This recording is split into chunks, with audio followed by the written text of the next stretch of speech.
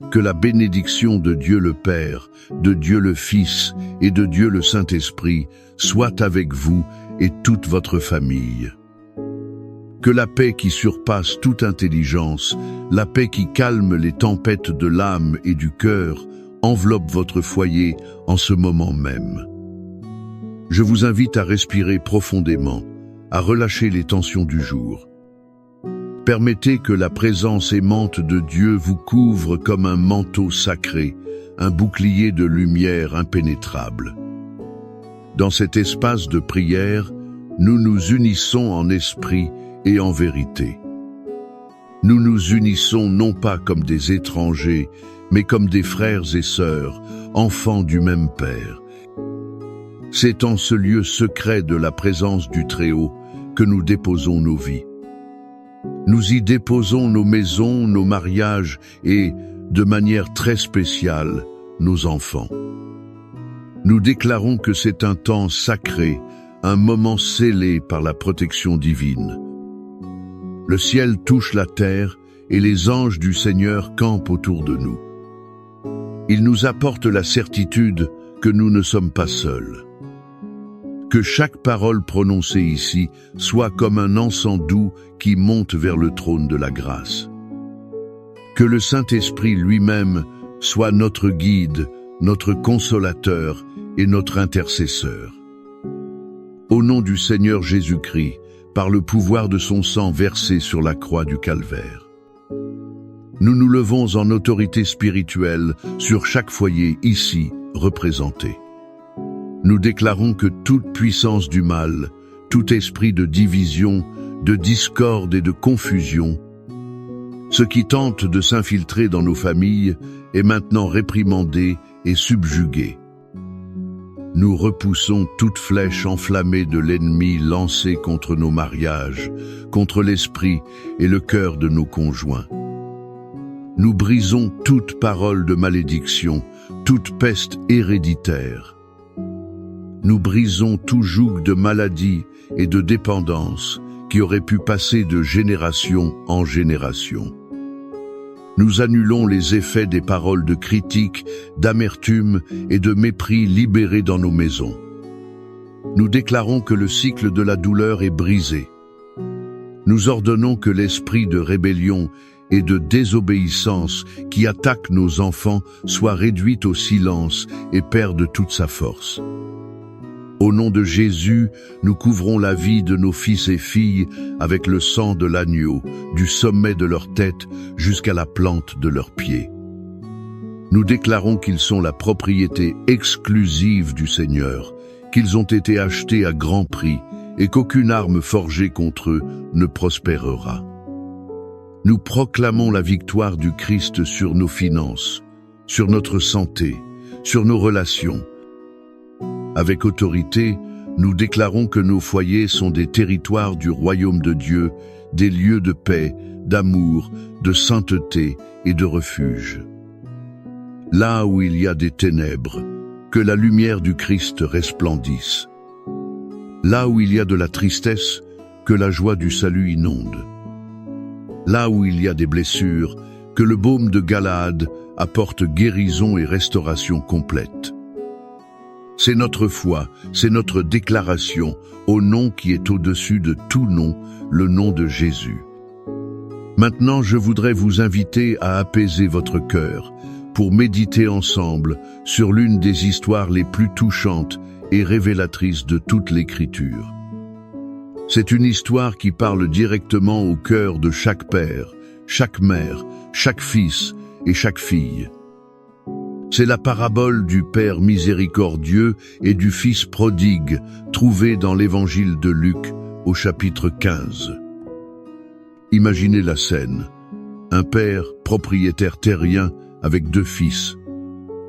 Le plus jeune peut être impatient ou séduit par les lumières d'un monde inconnu.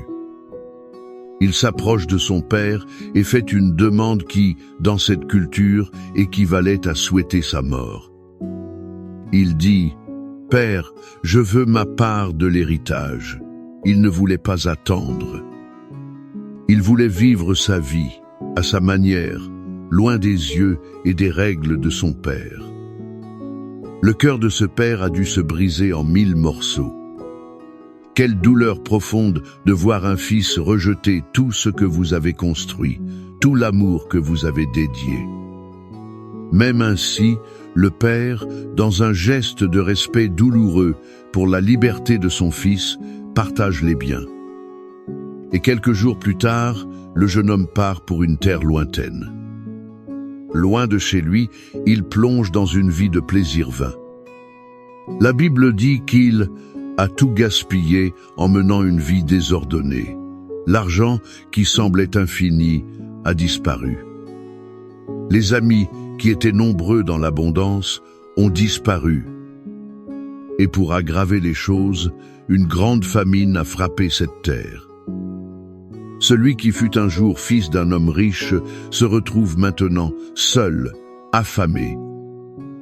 Il est désespéré au point d'accepter le travail le plus humiliant pour un juif, s'occuper des porcs. La misère était telle qu'il souhaitait manger les restes que les porcs mangeaient. Pouvez-vous ressentir l'abîme dans lequel il se trouvait? La solitude, la honte, l'odeur de la porcherie mêlée à l'odeur de l'échec.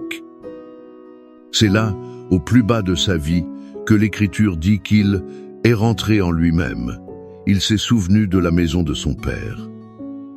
Il s'est souvenu que même les serviteurs de son père avaient du pain en abondance, tandis que lui mourait de faim. À ce moment-là, une décision est née dans son cœur repentant. Je retournerai chez mon père, et je dirai, « Père, j'ai péché contre le ciel et contre toi. Je ne suis plus digne d'être appelé ton fils. S'il te plaît, traite-moi comme un de tes serviteurs. » Et il se lève et commence le long voyage de retour vers sa maison. Mais la partie la plus puissante de l'histoire est à venir. Le texte dit, tandis qu'il était encore loin, son père le vit. Cela nous révèle quelque chose d'extraordinaire. Ce père n'a jamais cessé d'attendre. Tous les jours, il montait au point le plus élevé et regardait la route. Le cœur serré de nostalgie, il espérait voir la silhouette familière de son fils à l'horizon. Et quand il le voit, sale, en haillons, méconnaissable pour le monde mais pas pour lui, le père n'attend pas. Lui, un vieil homme court. Il brise tous les protocoles de dignité de son époque, court à la rencontre de son fils, l'embrasse et le serre dans ses bras. Avant que le fils ne puisse terminer son discours de repentance préparé, le père l'avait déjà couvert de grâce. Il ne lui demande pas où il était, ne l'accuse pas, ne l'humilie pas. Au contraire, il crie au serviteur, « Vite, apportez la plus belle robe et revêtez-le. Mettez-lui un anneau au doigt et des sandales à ses pieds. Tuez le veau gras, faisons un festin et célébrons, car mon fils était mort et il est revenu à la vie, il était perdu et il a été retrouvé. » Cette histoire nous enseigne des leçons profondes pour notre famille. La première concerne la nature de l'amour de Dieu, notre Père céleste. Son amour n'est pas conditionnel à nos succès. Comme ce Père, Dieu nous aime même quand nous sommes loin, même quand nous gaspillons les bénédictions qu'il nous a données. Il regarde constamment la route, attendant notre retour, non pas avec un fouet à la main, mais avec une étreinte de pardon. Peut être que vous, en tant que père ou mère, avez le cœur blessé par un enfant qui s'est éloigné. Sachez que le Père céleste comprend votre douleur. Il vous encourage à ne jamais cesser d'aimer et d'attendre, car son amour est notre modèle. La deuxième leçon est qu'il y a toujours un chemin de retour. Peu importe à quel point nous sommes tombés bas, à quel point nous nous sentons sales, la maison du Père est toujours ouverte. Le repentir sincère, le fait de rentrer en soi-même, est la clé qui ouvre cette porte. Pour vous qui vous sentez comme le fils prodigue, perdu dans vos propres erreurs, sachez que le Père désire ardemment votre retour.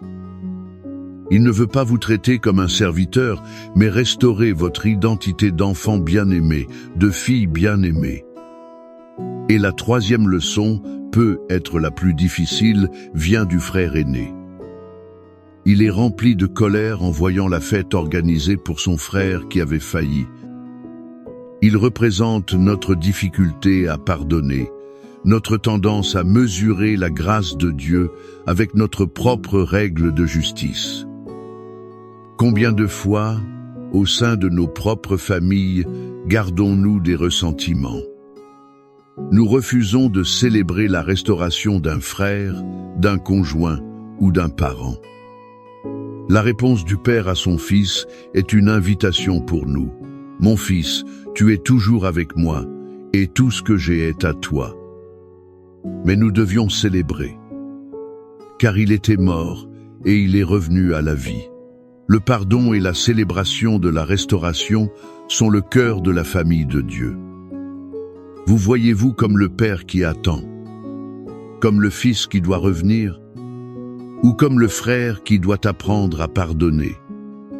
Où que vous soyez dans cette histoire, sachez que la grâce de Dieu est disponible pour restaurer, guérir et unir votre famille. Et c'est avec cette certitude de l'amour restaurateur du Père que nous nous attachons à ses promesses de protection et de soin. L'histoire du Fils prodigue nous montre un Père qui attend et qui accueille. Les psaumes nous révèlent que ce même Père est un guerrier puissant qui nous protège. Il est aussi un doux berger qui nous guide. Le psaume 91 est la promesse de la protection divine que le Père céleste étend sur ses enfants, sur votre maison. Le psaume 23 est l'affirmation de son soin constant, de sa provision et de sa direction à chaque étape du voyage de notre famille. C'est pourquoi je vous invite maintenant à fermer les yeux, si possible. Recevez ces paroles non pas comme un poème ancien. Recevez-les comme une déclaration de foi vivante et puissante sur votre famille, sur votre vie. Celui qui demeure sous l'abri du Très-Haut repose à l'ombre du Tout-Puissant. Je dis de l'Éternel, il est mon Dieu, mon refuge, ma forteresse, en lui je me confie. Car c'est lui qui te délivre du filet de l'oiseleur, de la peste pernicieuse. Il te couvrira de ses plumes, et tu trouveras un refuge sous ses ailes. Sa fidélité est un bouclier et une cuirasse. Tu ne craindras ni les terreurs de la nuit, ni la flèche qui vole de jour, ni la peste qui marche dans les ténèbres, ni la contagion qui frappe en plein midi. 1000 tomberont à ton côté, et 10 000 à ta droite, mais elle ne t'atteindra pas. De tes yeux seulement tu regarderas, et tu verras la rétribution des méchants. Car tu es mon refuge, ô Éternel. Tu as fait du Très-Haut ta demeure. Aucun mal ne t'arrivera, ni aucun fléau n'approchera de ta tente. Car il donnera à ses anges des ordres à ton sujet pour te garder dans toutes tes voies. Ils te porteront sur leurs mains, de peur que ton pied ne heurte une pierre. Tu marcheras sur le lion et sur l'aspic, tu fouleras aux pieds le lionceau et le dragon. Puisqu'il m'aime, je le délivrerai, je le protégerai, car il connaît mon nom. Il m'invoquera, et je lui répondrai. Je serai avec lui dans la détresse, je le délivrerai et je le glorifierai. Je le rassasierai de longs jours, et je lui montrerai mon salut. Père bien-aimé, notre refuge et notre forteresse, nous recevons cette parole dans nos cœurs. Nous te remercions parce que, tout comme le Père de la parabole a attendu son Fils, tu nous attends avec un amour qui restaure. Et maintenant, basé sur ton amour et tes promesses, nous te présentons chaque famille qui écoute cette prière. Seigneur, nous clamons pour ces fils et filles qui, comme le Fils prodigue, se sont éloignés de leur maison, se sont éloignés de tes chemins. Où qu'ils soient, Père, nous demandons que ton Saint-Esprit les atteigne, qu'ils puissent rentrer en eux-mêmes, que le souvenir de l'amour du foyer et de ton amour les envahisse et les ramène. Nous déclarons que les chaînes qui les retiennent en des terres lointaines, les addictions, les mauvaises compagnies, les tromperies, qu'elles soient brisées maintenant, au nom de Jésus. Nous prions pour les mariages qui rencontrent des difficultés, où la communication est brisée et l'amertume a pris racine. Seigneur, toi qui restaures toutes choses, restaure l'union, le respect, le pardon et l'amour entre les couples. Qu'ils puissent se souvenir de l'alliance qu'ils ont faite devant toi et qu'ils trouvent en toi la force de recommencer. Verse ton baume curatif sur les blessures émotionnelles et que la joie de la communion soit renouvelée. Père, comme le bon berger du psaume 23, nous te demandons de guider chaque famille. Conduis-nous vers des pâturages verdoyants et des eaux calmes. En temps de crise financière, nous déclarons ta provision. Prépare une table devant nos adversaires, comme tu le promets, et que nos coupes débordent ta bénédiction. Que le pain quotidien ne nous manque pas, mais que ta paix et ta direction ne nous manquent pas non plus. Nous intercédons aussi pour la guérison physique et émotionnelle. Là où il y a la maladie dans le corps, que ton pouvoir de guérison se manifeste. Touche chaque maladie, des plus simples aux plus complexes, et apporte soulagement et restauration. Et pour les âmes fatiguées, pour les cœurs anxieux et déprimés, rafraîchis-les, Seigneur. Guide-les sur les sentiers de la justice, à cause de ton nom. Même s'ils marchent dans la vallée de l'ombre de la mort, qu'ils ne craignent aucun mal, car tu es avec eux. Maintenant, je vous invite à participer activement à cette prière. Là même où vous êtes, si vous croyez au pouvoir de la prière en communauté, écrivez le nom de votre famille ou votre pétition spécifique dans les commentaires. Créons ensemble une chaîne de foi, nous élevant les uns les autres devant le trône de la grâce. Croyons que le Père qui accueille, protège et pourvoit entend notre cri. Seigneur, nous te bénissons parce que ta fidélité dure pour toujours. Merci pour ta parole qui est vivante et efficace. Nous scellons cette prière en croyant que le Seigneur agit déjà. Que l'espérance soit renouvelée, que la foi soit fortifiée et que l'amour qui unit et restaure prévale dans chaque foyer. Que la protection du Très-Haut, l'amour du Père prodigue. Que la grâce du Fils Jésus-Christ et la consolation du Saint-Esprit soient sur votre vie, sur toute votre maison, aujourd'hui et pour toujours. Amen.